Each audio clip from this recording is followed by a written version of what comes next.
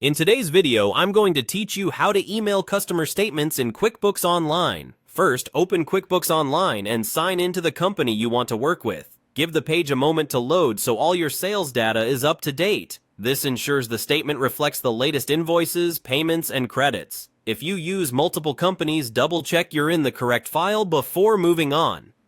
Next, head to the Customers area. Depending on your layout, this might be labeled Customers under Sales, or you may see it as a tab in your left navigation. This page lists all your customers along with balances, recent activity, and contact information. If the list is long, use the search bar to find the customer you want. Now, choose your customer. Click the customer's name to open their details, or select them directly from the list if you plan to act from the grid. Before you generate a statement, make sure the customer has a valid email address on file.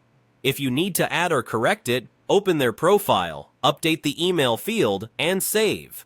This helps avoid bounced emails and ensures the statement reaches the right inbox. Look for the drop-down menu associated with actions for that customer. This is typically near the top right on the customer's page or in the actions column on the list. Open the drop-down to reveal options related to transactions and communications. Select Create Statement. QuickBooks will open a statement window where you can choose the statement type and date range.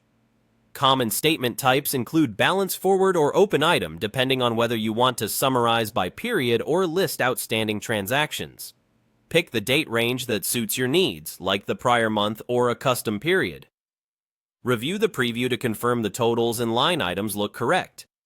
If something seems off, you can cancel, fix the underlying transaction, and come back.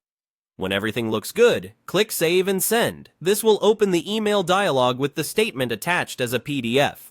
Review the recipient's email address, customize the subject and message if needed, and make sure the tone matches your brand. If you want to send a copy to yourself, add your email in the CC field. Finally, send the email. QuickBooks will confirm it was sent, and you'll see the statement recorded in the customer's activity.